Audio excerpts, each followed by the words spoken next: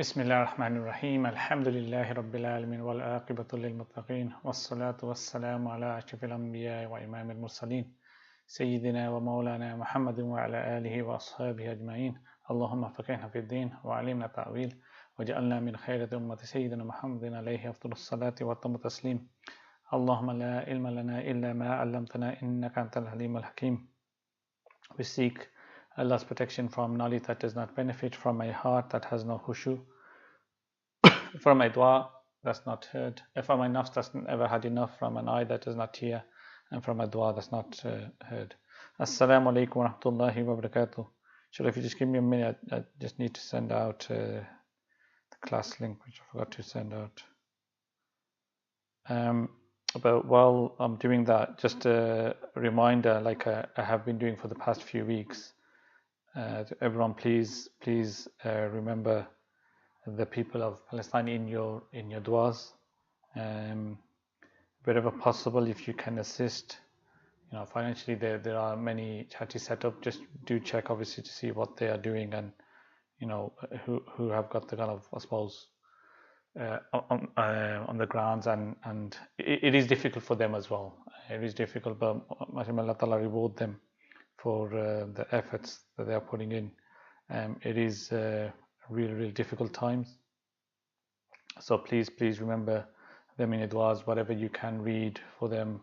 Tahajjud, get up, something really important as this. Pray 2 rakats, make dua for them. May Allah Ta'ala make it easy for them. So please do remember them in your duas. I mean, there are so much information coming out. I suppose the difference here is that with social media, you've got every side of the story. It's not just about the media, and then you just see that even within the media, you've got certain channels that have got a kind of a view where both parties are kind of shown. So everyone is seeing exactly what it is, and they're kind of making their own decision on the back of it. But yeah, from our side, definitely continue to get the information out there. I think that's really important. I think people get a bit reluctant. Oh, I'm going to be labeled as this. You're speaking the truth, and you're not breaking any law, etc. You're speaking for the innocent. I can see what's happening. People have been going out, mashallah, for protests, etc. Peaceful protests. All of this, it's all part of it for the message to get out, to show how much people cared about this, and one kind of resolution on the back of it. Okay. Okay, so that's fine. Inshallah, let's continue. So that's all. Hopefully everyone should have received that now. So we continue with the Seerah of the Prophet Sallallahu Alaihi Wasallam, the biography of the Prophet Sallallahu Alaihi Wasallam, and lessons that we can learn. So I've been saying for the past couple of weeks that I'll be bringing, I'll show a bit of images, etc. So you get a bit of an idea. Well, I suppose I've already shown you the location-wise and the map, etc. I think it is showing some kind of historical pictures. And I did say I will have time this past week, but it was just turned out to be one of those weeks again. But because I said so, I did like a late night yesterday, and I was kind of creating some stuff in order to show you today, inshallah. So we'll look at that later on, after we kind of finish Hudaybiya and the events of Hudaybiya. So the Treaty of Hudaybiya has been concluded. Okay, so the Muslims have exited from Ihram and are making their way back to Medina. Now, Sayyidina Umar is actually really feeling bad at this point. Okay, after all of the tension dispersed and so forth, he was really feeling bad because of what he had said to the Prophet Sallallahu Alaihi Wasallam. The fact that he had questioned, with the greatest adab, he had questioned what the Prophet Sallallahu Alaihi Wasallam was doing, and he was really feeling bad, and he was kind of, particularly, concerned that a revelation might come about. Okay, a revelation might come down condemning him. Okay, remember, this is Sayyidina Umar that said to the people when he was Khalifa. And Sayyidina Umar who had tremendous fear of Allah subhanahu wa ta'ala, and he said when he was Khalifa, he said, if an angel were to descend and say everyone here is going to heaven except for one person, I would fear that one person was me. Okay, I would fear that one person. But this is saying the Umar we're talking about here. Okay, and he had tremendous fear for Allah subhanahu wa ta'ala. However, at the same time, he adds to that. But if an angel were to come down and say everyone here is going to hell except for one person, I would have hope that one person was me. So at the same time, I also have hope. Okay, so Sayyidina Umar was kind of sort of like a giant of a man. Remember, one of the ways that he was described as like one of those that their feet would drag. Feet draggers, kind of when they sit on the horse, they were so tall that their feet would drag along the kind of desert or the sand. It would leave marks. Okay, leave kind of marks there. So he was like a giant of a man, tremendously strong, a great warrior. But he would sometimes, he would start to weep. He would say to himself, he would be, like he would pass by a dog and he would say to the dog, how I wish I were you, because on the day of judgment you will have no reckoning. Okay, you have no reckoning, but I will be reckoned for my deeds. I wish I were a dog. I wish I was like a blade of grass like this. Okay, so Sayyidina Umar radiallahu anhu is very, very concerned. What might happen, or how Allah subhanahu wa ta'ala would view his actions, and it seemed that kind of. So what happens is that, and there's two kind of narrations here. One, and I'm going to try to bring them together because I think this is probably the way it kind of happens. So one is that the saying that Umar approached the Prophet ﷺ and gave salam, and there was no response. He gave salam again as they were traveling back.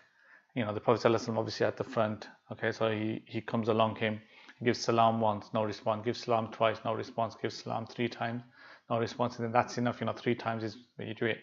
Whatever the reason is, and more than likely the reason probably is that there was a revelation descending on the Prophet ﷺ. Okay, but that wrong clear cut, but obviously there's no response. Although he gets kind of distorted, thinking, well, here you go, I've done it now. The Prophet ﷺ not even responding to me, so it kind of falls back. But then you have this second part of the narration, which is that this narration, which is that as he's traveling, then someone comes to him. Okay, so like I said, he was at the back of the caravan. Prophet ﷺ was at the front of the caravan, and he receives word that the Prophet ﷺ has called for him. Okay, so he receives word that the Prophet ﷺ has called for him. So he goes to the Prophet ﷺ, and the Prophet ﷺ then smiled at him and said, "Oh Umar, a revelation has come to me that is dearer to me than anything in heaven and earth." And the revelation was Surah Al-Fath. Okay, the chapter of the victory. Okay, and this was revealed on the way back from Hudaybiya. Okay, and what we'll do is, it's not really a long surah, but what we'll do is we'll cover a few surahs, and then at the end one, maybe about the first ruku, and then the end one, because it's all about Hudaybiya. Okay, so about there, so straight after Hudaybiya, Surah Fath. And this is the thing, actually, a lot of people think that Surah Fath is about the conquest of Makkah. No, it's this is the victory, hence why I've mentioned today's kind of title is the victory of Hudaybiya.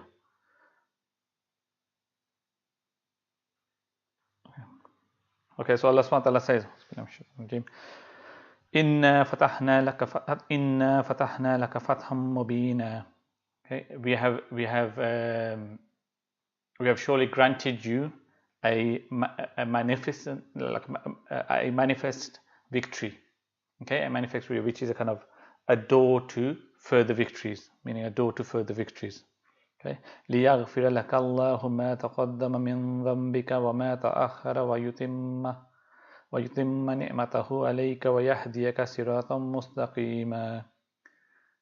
That God may forgive you, for your sake of Messenger, your lapses of the past and those to follow.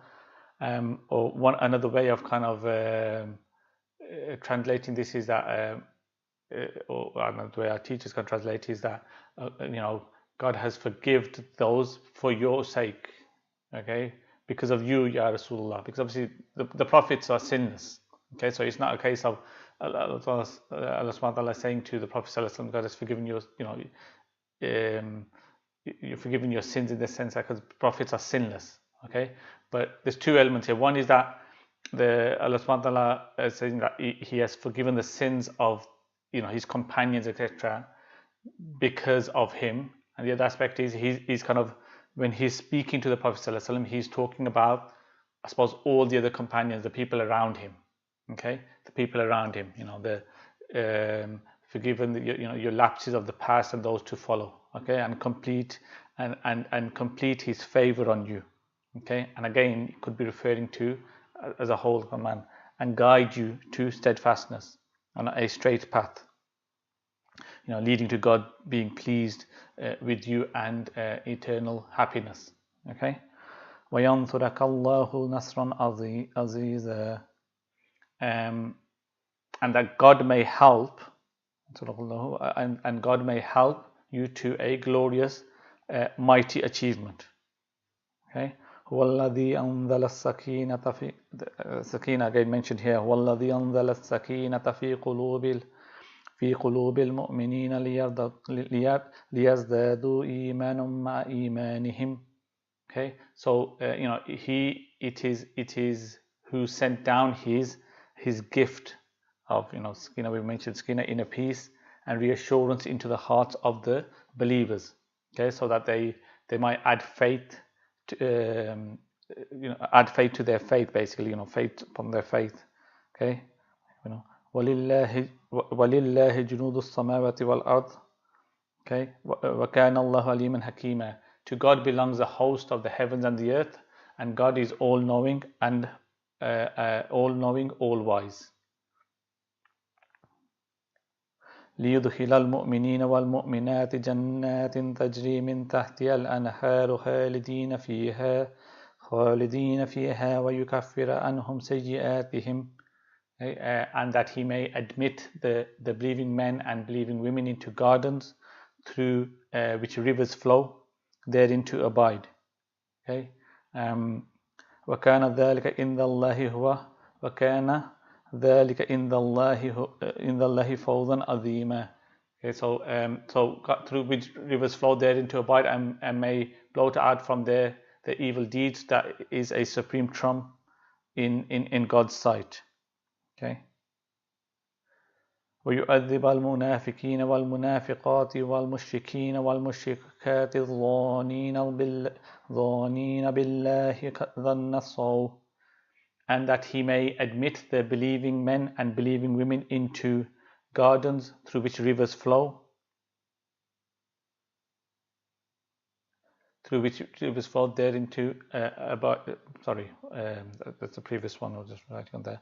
So, and that he may punish the hypocritical men and the hypocritical women, okay, and the men and the women who associate partners with God, okay, who always entertain evil thoughts about God. Okay. عليهم ضائرة السوء وغضب الله عليهم ولعنهم وأعد لهم جهنم وساءت مصيرا. So God has destined them to a severe punishment eternally, excluded them from His mercy, and prepared hell for them. How evil a destination to arrive at. Now this word here, la'an, that we mentioned here, okay, wala'anahum. So the word here, la'an, means distance in Arabic. That's why you don't curse. Okay, because when you curse someone, you wish they're far from God's mercy. The worst thing you can say to someone. The verse also mentions the hypocrites here before. So obviously, one aspect I just want to clarify that point that we mentioned here, and curse, and the kind of significance of cursing. How bad it is when you kind of wishing that God's mercy is kind of someone distance away from God's mercy. Okay.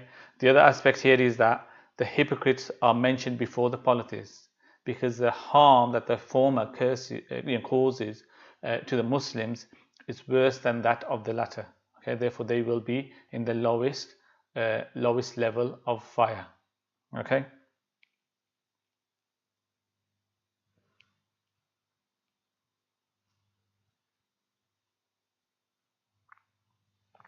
وَلِلَّهِ جُنُودُ السَّمَاوَاتِ وَالْأَرْضِ وَكَانَ اللَّهُ عَزِيزًا حَكِيمًا.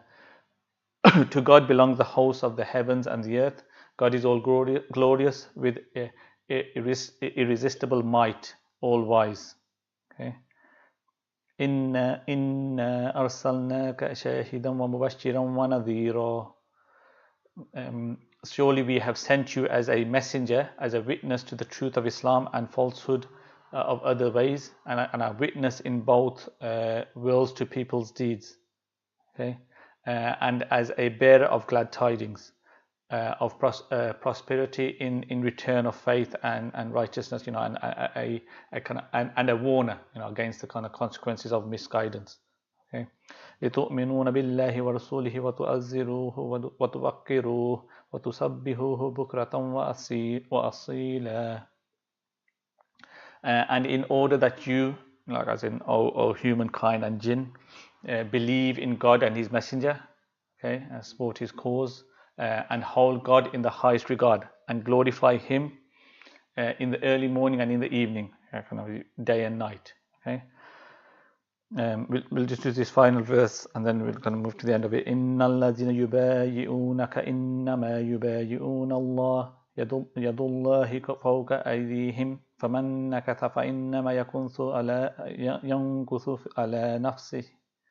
على نفسه ومن أوفى بما عاهد عليه الله فسيؤتيه أجرا عظيما.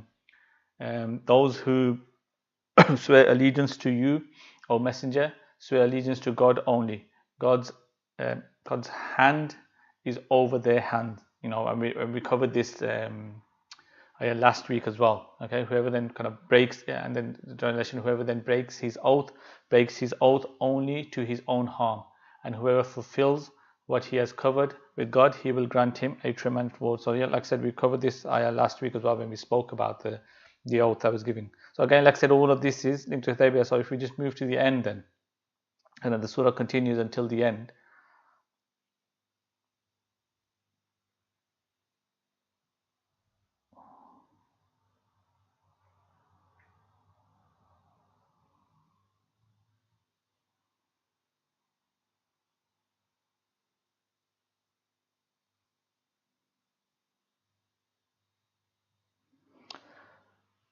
لَقَدْ صَدَقَ اللَّهُ رَسُولَهُ الرُّؤْيَا بِالْحَقِّ. God has surely confirmed the vision for His messenger as true. Okay, and will certainly fulfill it in reality. Okay.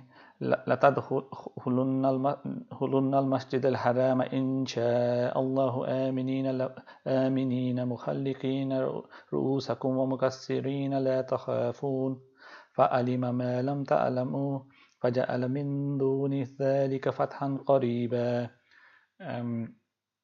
You will certainly enter the sacred mosque if God wills, okay, and in full security, with your head shaven or your hair cut short, and you will have nothing to fear. But He always knows what you do not know, okay, and therefore without allowing you to enter the mosque this year, granted you a near victory before this. Okay, so this is the victory we're speaking about. That you have got near victory here. Okay. هو الذي أرسل رسوله بالهدى ودين الحق ليظهره على الدين كله وكفى بالله شهيدا. It is who has sent His messenger with the divine guidance and the religion of truth, that He may make it prevail over all religions. Okay, God suffices for a witness for the truth of His promise and the mission of His messenger. Okay. محمد رسول الله والذين معه أشداء على الكفار رحماء بينهم تراهم ركعا سجدا يبتغون فضلا من الله ورضوانا سيماهم في وجوههم من أثر السجود. So Muhammad is a messenger of God, and those who are in the company are firm and unyielding against the unbelievers. Okay, and compassionate among themselves. You see them constant in prayer, bowing down and prostrating. Okay, ذلك ذلك مثلهم في التوراة ومثلهم في الإنجيل كزرع أخرج شطأه فآزره فاستغلظ فاستوى على سوقه يعجب الزراع ليغيظ بهم الكفار. Okay. So you see them constantly in the prayer, bowing down, prostrating, seeking favor with God and His approval and God's pleasure. Their marks are on their faces, traced by prostration. This is their description in the Torah and their description in the Gospel. Like a seed that has sprouted its shoot. Okay, then it has strengthened it. Okay, then strengthened and then risen firmly on its stem. Okay, delighting the sowers with joy and wonder, that through them He fills the unbelievers with rage. Okay. وَأَدَى اللَّهُ الَّذِينَ آمَنُوا وَعَمِلُوا الصَّالِحَاتِ مِنْهُمْ مَغْفِرَةً وَأَجْرًا عَظِيمًا. God has promised all those amongst them who believe and do good, righteous deeds, forgiveness, to bring unforeseen blessings, and a tremendous reward. Okay, so this was Surah Al-Fatah. Surah Al-Fatah revealed after the Treaty of Hudaybiya, and the Prophet ﷺ called Sayyidina Umar because he wanted him to be the first to hear it, because it answered all of Sayyidina Umar's questions. Okay, and we have not gone through all of it. I mean, I've spent longer than I wanted to, but it's still good. It's good to always, when you've got these certain surahs, and link them back to the Seerah to understand, bring that picture about where it came about from. I think this is all the point, trying to link the Seerah to the Quran. Okay, so he wanted Sayyidina Umar to be the first to hear it because he answered all of Sayyidina Umar's questions. And again, think about it. This is the inimitability of the Quran. The Prophet ﷺ had already answered Sayyidina Umar's questions, but here is a revelation confirming it, and Sayyidina Umar will know this is not from the Prophet ﷺ. So the Prophet ﷺ already answered Umar's questions, Sayyidina Umar's questions, but now he knows that this is not, these are not the words of the Prophet ﷺ. Okay, this is from Allah subhanahu wa ta'ala, simply by the structure of the speech and by the kind of beauty and the power of the speech. Okay, Sayyidina Umar gonna rise up and down, shouting out the verses, Inna fatahna laka fatham mubina. Okay, he rise up and down, shouting out these verses.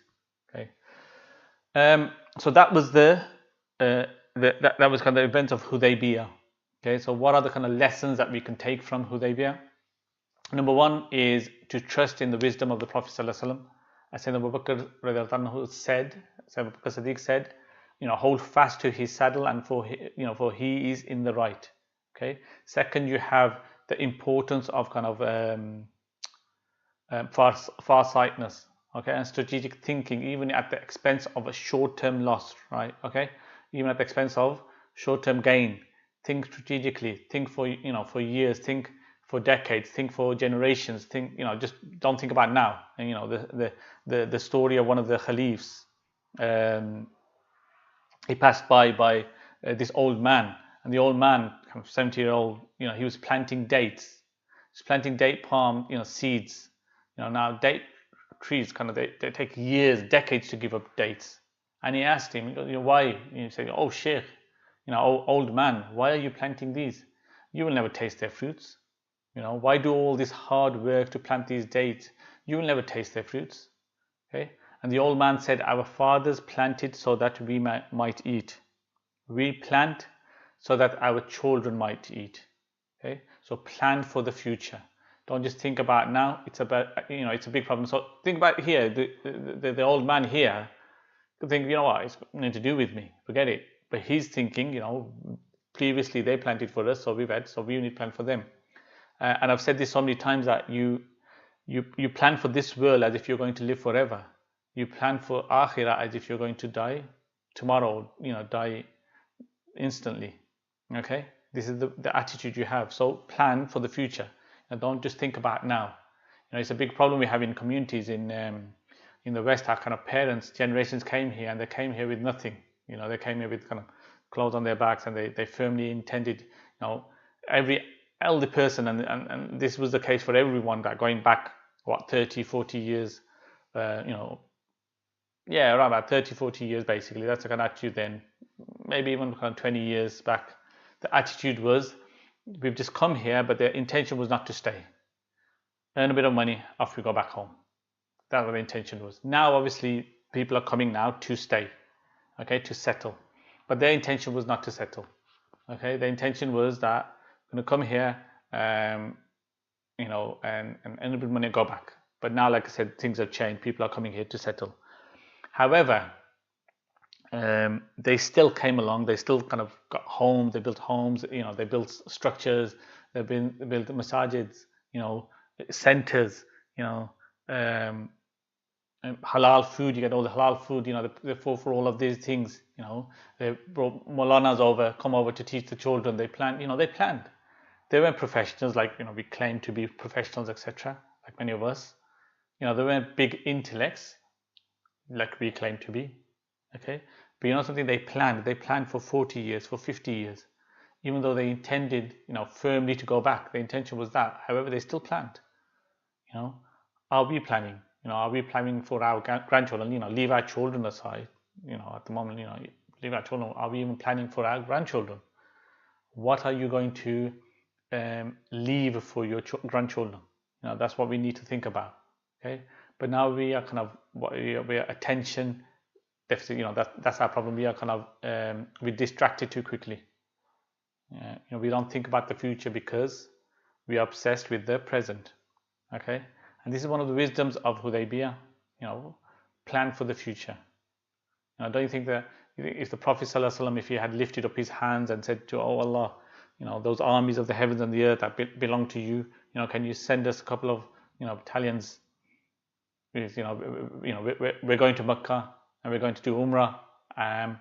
You know, can you send us, you know, the angels? No, he planned ahead. Okay, he planned ahead. Okay, remember, this revelation has not come to him yet. The treaty was meant to be about the Quraysh who sent out these kind of envoys, etc., for a peace treaty that ensured, you know, like the Muslims do not enter the Haram. What it turned out to be was this kind of peace treaty between the Meccans and the believers. Okay, this was the great farsightedness of the Prophet ﷺ.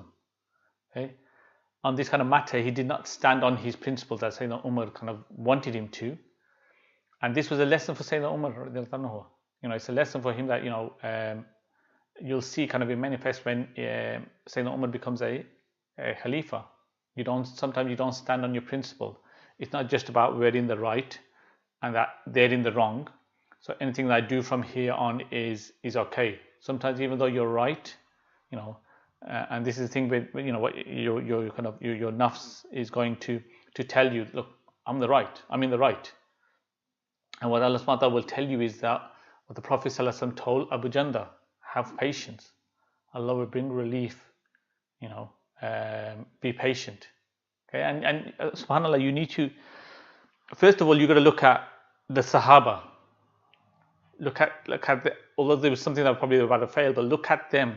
It was still, they stuck to the Prophet ﷺ, and look at the faith they had. On top of that, look at the likes of Abu Janda.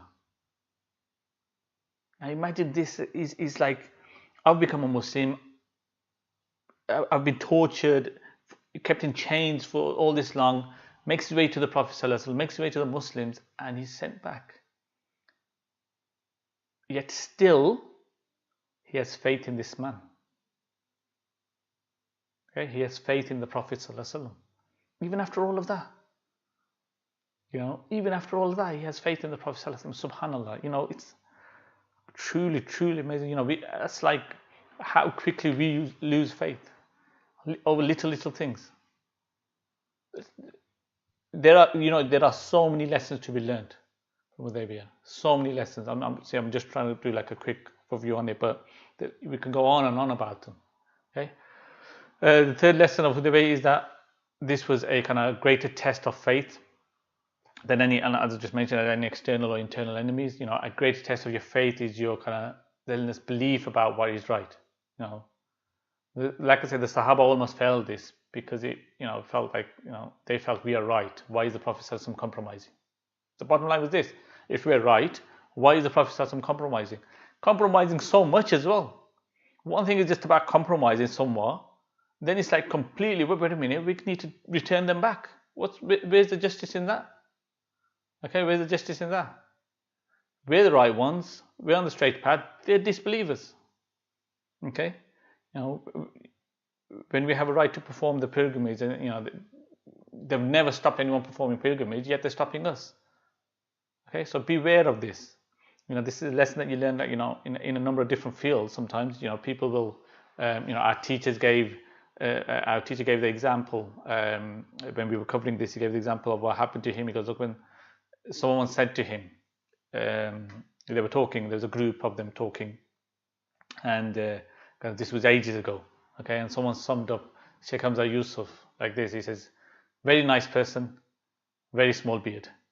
That was his summary of Sheikh Hamza Yusuf. Okay, what he's basically saying is, he's saying he's not worthy of being listened to or of being followed, despite the fact that he speaks nice, or he says nice things, but the fact that his beard's not long enough, meaning according to my understanding, a person whose beard is shorter than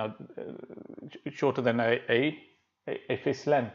Okay, so he's trying to say is that his beard's not fist length. Okay, he's going against the Sunnah of the Prophet ﷺ, and hence does not deserve to be called. Can't call himself a scholar.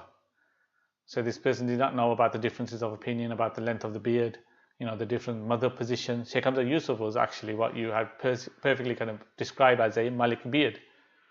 For the Malikis, the beard is the hairs that grow from the chin, not the hairs that grow from your sideburn. Okay, it's the hair that goes from your chin, all right? So he doesn't know that. So what happens? He's prevented from a great source of goodness, a great source of wisdom. Why? Because of the length of Sheikh Hamza Yusuf's beard, but not because of the length of the beard, because of his own ideas about what is right and what is not. Okay, and this is a great test. Why it's a great test is because it requires humility. It requires you to leave aside a form of arrogance that virtually all of us have. And the more the more you study, the more you learn, the more it grows. If you study the wrong way, which is that I know better than you. Yeah? Exactly what the Khawarij said to Sayyidina Ali. Obviously, I'm jumping ahead, but Sayyidina Ali 30 years later, we know better than you. It says in the Quran, it says this in the Quran, and Sayyidina Ali who said, I am the Quran that walks on 2 feet, meaning I know the Quran, like I know what it means. I know what the Quran means,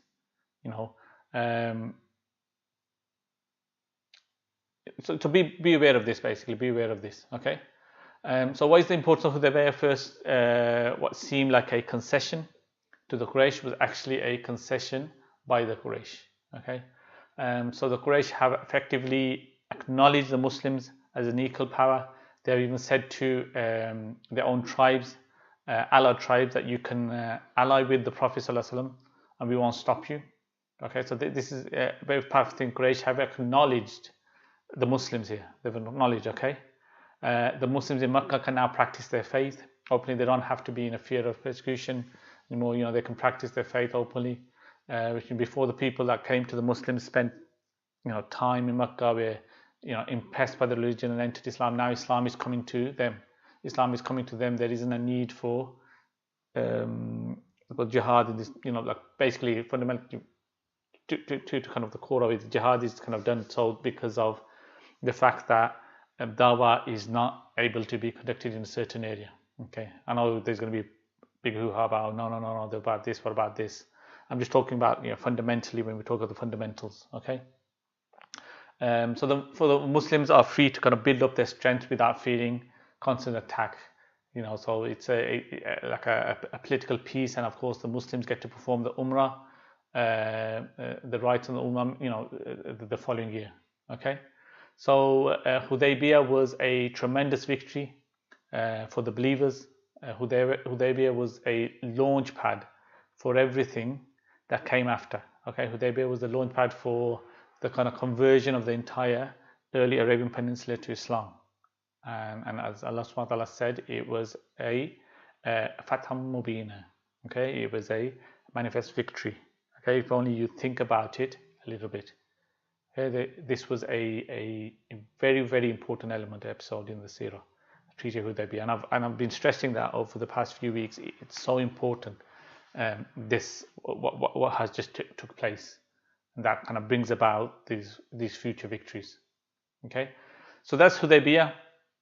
Then you have a few other events that take place, and then before we kind of move on to some of the images, etc. So what you have is on the way back. This is according to some position that this is when on the way back. So what the Prophet ﷺ would tend to try to do at times is travel as much as possible at night as well, because it's cool, etc. You don't have much interruptions, and you can travel quickly. But they were traveling, and they were really, really tired. Okay, so then they were going to rest, and it was decided that one person would take watch almost. Okay, there'll be the alarm clock or whatnot, wake them up for Fajr. Okay, so they all rest, and the one person is Sayyidina Bilal. But what happens, and then it's one you're going to think about this, that how tired they were. Okay, so they fell asleep, and they only awoke when the sun start to hit their face, the rays of the sun start to hit their face, and the sun's rising basically, the sun has risen. So just imagine how tired they were, because this is like we have our, I was going to say we have our morning, but the morning for quite a lot of people is almost afternoon. But generally speaking, when you have this, let's just say school routine, that's your time you're up. Okay, and you're up every day like that. Okay, or work routine. This is the way it was for them for Fajr. That's when the day started. They break. That's when the day started. Okay, so it was like nothing. So you can imagine how tired they were, that they all slept through. And what happened? Obviously, Sayyidina Bilal, who was keeping watch, he fell asleep as well. Okay, and when they asked him, he said, so they woke up the Prophet ﷺ, and obviously out of adab they would never kind of shake the Prophet ﷺ, say Abu Bakr Siddiq, say Umar, they just kind of Allahu Akbar, to get the attention of the Prophet ﷺ. And the Prophet ﷺ awakes, and there's all look at Bilal, what happened? And he says, don't look at me, the one who kind of took my soul away, meaning because when you go to sleep, your soul is taken away. That's what it means. Your soul is kind of taken away when you go to sleep. I've done a kind of class on it, so don't worry too much about it. If you need to, you can watch that. But your soul is kind of taken away. You have some kind of attachment to your body, but your soul is kind of taken away when you sleep. Okay. He says, the one who took my soul away, meaning the one who you made me fall asleep. You know that, so don't blame me. I think. But yeah, like I said, they get up then, and this is, like I said, this is a lesson for us, okay? Because the Prophet ﷺ teaches us on what we do situation when there's qadha, if you stay asleep. See, I doubt if we would have excuses like that with our luxury homes. Our thing is our beds are too comfortable, maybe. But yeah, this is again a part of the seerah where we see the fiqh element as well. And when you miss prayer, how you make up prayer, and you make up that prayer. We already covered one that they missed the Asr prayer, but that was more because of the battle, etc. But this is more when they fell asleep. Okay.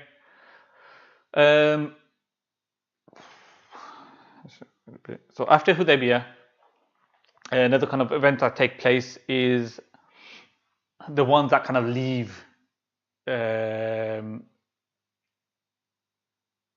Makkah. The treaty is that when we've already Abu Jandal, we've already had example of Abu Jandal.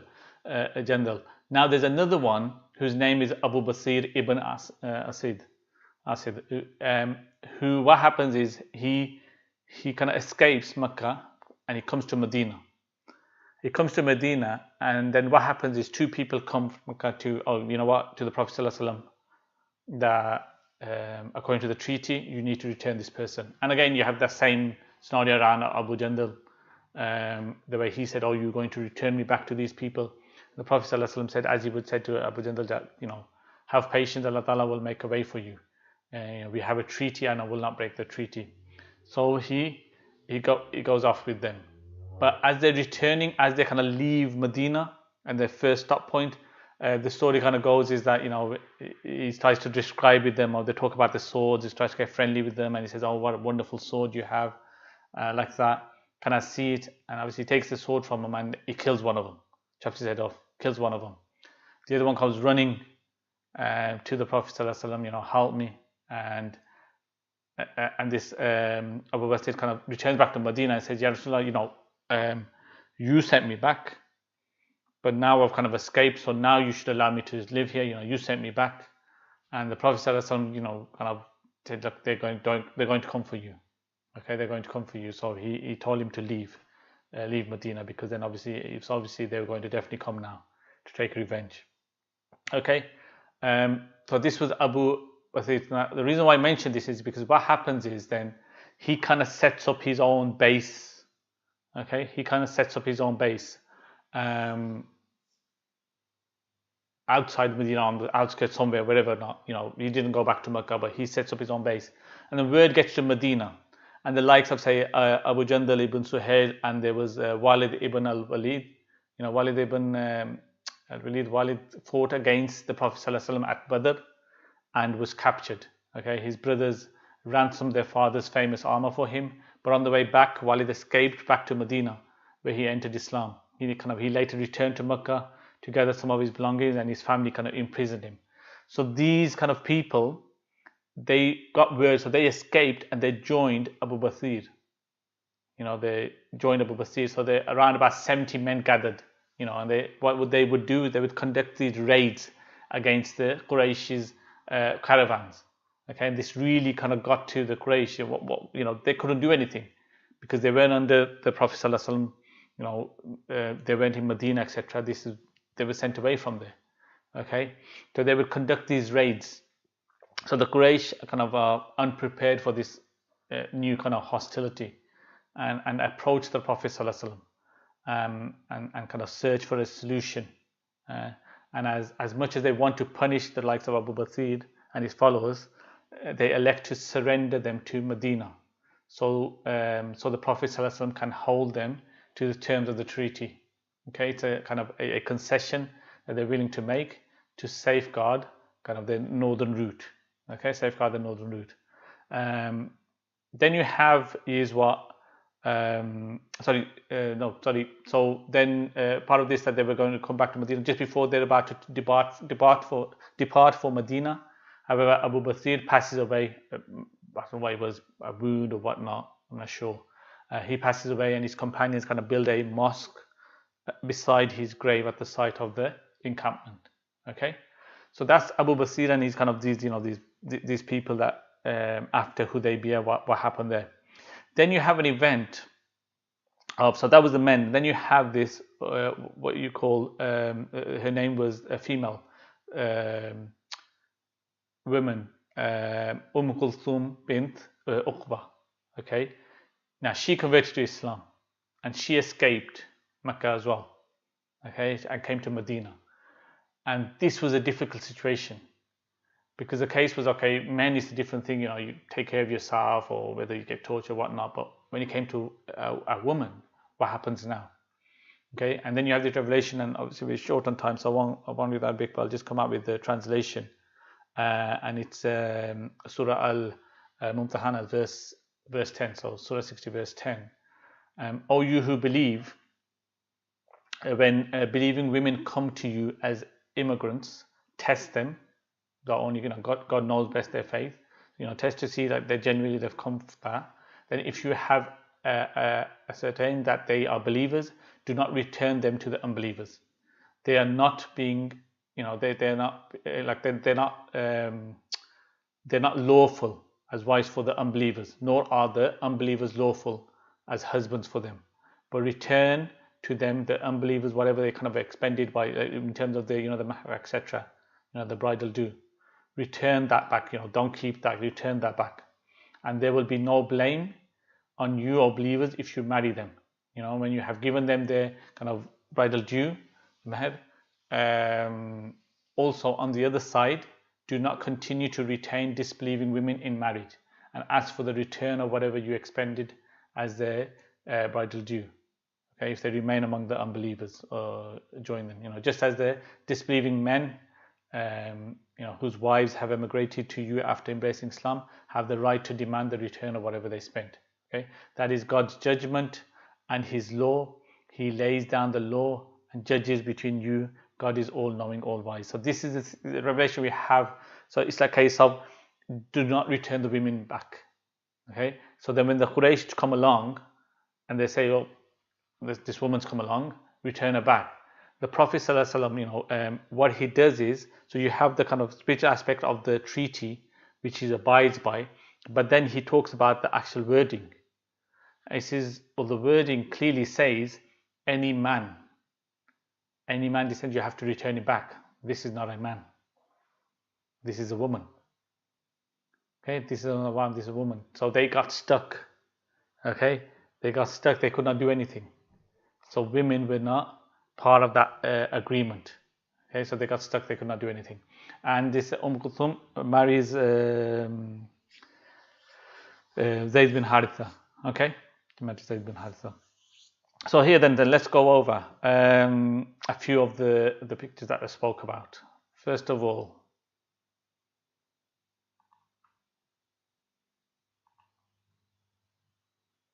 here just like a model of Khandaq.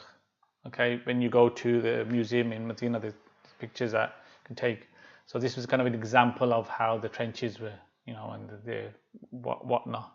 Okay, then you have here what is so this is basically Al Raya Mosque, on Zubar Mountain, and the rock that blocked the way, you when they were digging up, and they had this big famous rock that blocked the way. So I'm going back to Khandaq at the moment, so we're just going to cover a bit of Khandaq, and then we'll move on to Hudaybiya. So the rock that kind of blocked the way is kind of the north of this mountain, basically. This is close by where it was. The next one is just an old picture of Al-Fath Mosque. Okay, which I've already shown a few of these anyway. So that's that. Then you have moving on from Khandaq, what happens straight after Khandaq? You have the traveling to Banu Qurayza. So we spoke about Banu Qurayza, and you have, this is Al-Sawarin Pass, basically, the location of that. So you remember we spoke about Jibril Islam. So this is kind of the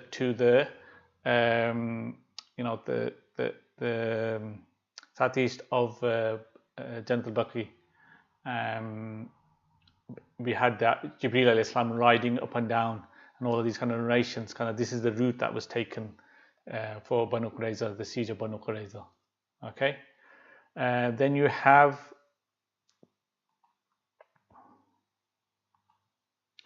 Al-Manasi. This is where, so we have story of the necklace, saying that our mother, saying that Aisha, and part of that story then, when she did not know about what was happening, but then when she was traveling with the mother of Mistah, when we said that they would go to relieve themselves, this is the location that they go to relieve themselves, basically, and everyone kind of go there.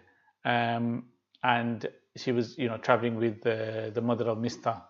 Okay, and that kind of story about that, when she trips and she goes, oh, curse Mistah, and then that's when she finds out. But anyway, this is where they go when all of them would go to relieve themselves. Okay, so that's kind of that. Then you have kind of move on to now Hudaybiya, which is more kind of what we're talking about. Okay, so the first one is what is now like the Masjid of Hudaybiya. So a new masjid, the white one's a new masjid that's been built. The old part is the old kind of in the location of Hudaybiya. Now, in terms of there are some narrations here. I was about to read to you, and I might do actually, we'll kind of before we finish. But the narration talks about actually, let me just quickly mention it as we're kind of going along. So the narration is that narrated that the companion of the tree. The righteous are the first to pass away, and there will remain the dregs of society who will be like the used to original days. Allah will pay no attention to them. His father said, I met Al-Bara and I said, may you live prosperously. You enjoy the company of the Prophet ﷺ, and gave him the pledge beneath the tree. Thereupon he said, O my nephew, you do not know what we have done after him. Narrated Abu Qilaba that Thabit ibn had informed him that he had pledged to the Prophet ﷺ beneath the tree. Okay. Narrated Majah from his father Zahir al-Asmi, and he was one of those who had witnessed the tree. He said, while I was making a fire underneath the cooking pot containing drunk meat, the announcers of the Messenger of Allah announced, indeed the Messenger of Allah forbid you from eating. Okay, hold up. I'm trying to get to the one.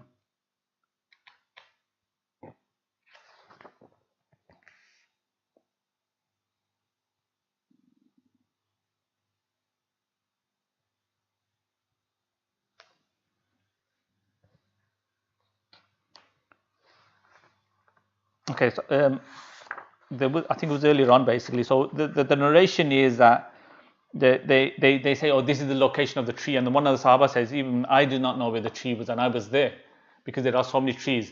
The point here is that it's thereabouts. I know people will try to say, oh, we don't even know where it is, but that is pretty much the location. Okay, that's pretty much the location. So you gain from it whatever it is. You visit it, whatnot. This is where an important event took place. Okay, an important event took place here. Now this is kind of an older. This is the old kind of picture. That's an old picture, but that's the kind of old building. So the white one is the new masjid that's built, but this was the old masjid. Okay, that was the old masjid. So what you have also next to here is what they have, the well of Hudaybiya. Okay, so the well of Hudaybiya.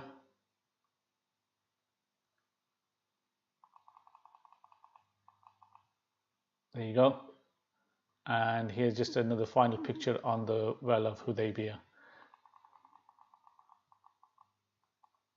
Okay, just a couple of narrations on the miracles of Hudaybiya, on the well of Hudaybiya, and then we'll kind of move on to my final image that I wanted to show. So we should talk about some of the miracles of Hudaybiya.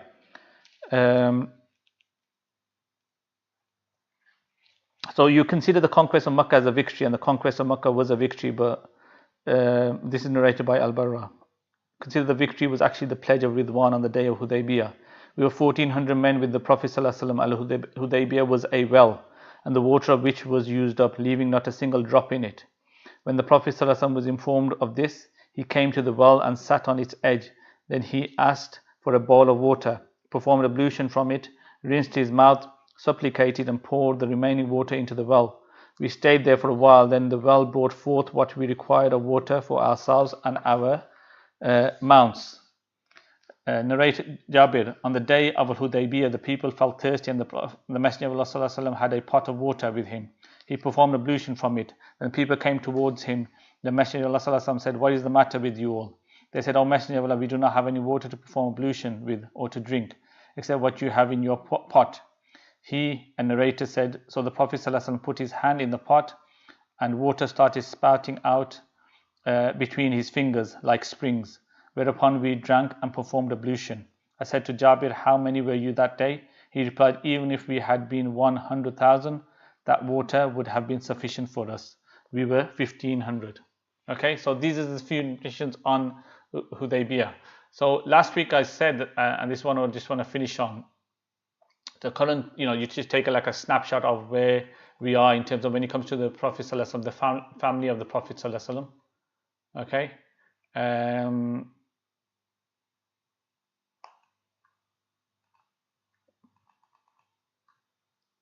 So just to be clear here, so I've kind of zoomed into this, so I'll try to, my laptop is messing up a bit, but I'll try to kind of just zoom in and show you. So just before Hudaybiya, the age of the Prophet, these are approximate kind of thing according to some narration. So where some of them I did not kind of agree as much because I've had different opinion on them, I've just put question marks there.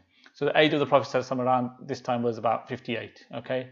You have his guardian, which is Abdul Muttalib, who was 81 when he passed away.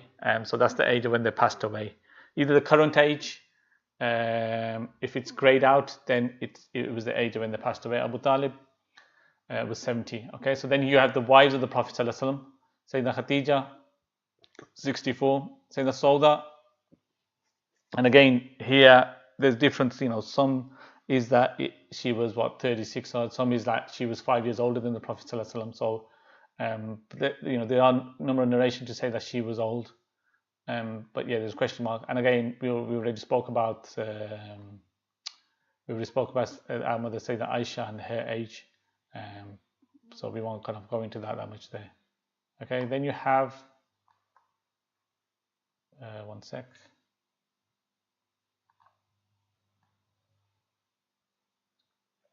Our mother Hafsa. Okay.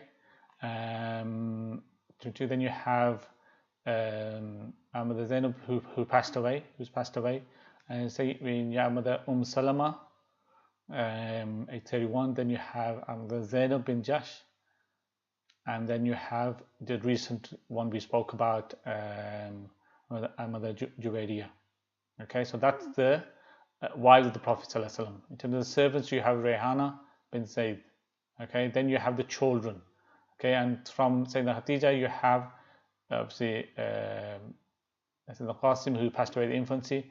Sayyidina Zainab, age 28, wife of Abu Sa, they had a daughter, Umama bint Abu As. Okay, then you have Sayyidina Ruqayya, who we already mentioned had passed away, who was the wife of Sayyidina Uthman, who then married again to Sayyidina Kulthum. Okay, age 25 currently, and like I said, current wife of Sayyidina Uthman. So you have Sayyidina Ruqayya, who passed away, and she was 20 when she passed away, around by that age. And you have Kulthum, who at the moment 25, who's the current wife of the Sayyidina Uthman. And then you have his daughter Sayyidina Fatima. One sec. Sorry, just playing up a bit.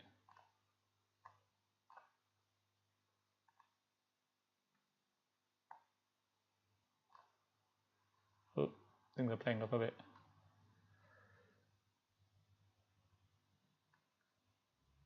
There we go. Sayyidina Fatima, who is married to Sayyidina Ali, and they have 2 children, Sayyidina Hassan and Sayyidina Hussein, age 3 and 2. Okay, and then obviously you have Abdullah, who died at infancy. Okay, so coming down, the adopted family of the Prophet ﷺ, we just mentioned Sayyidina Ali, who's married to Sayyidina Fatima. They have 2 sons. Sayyidina Ali is around about age 26 at this point. Sayyidina Zayd ibn Haritha, who was the adopted son, but was said later, the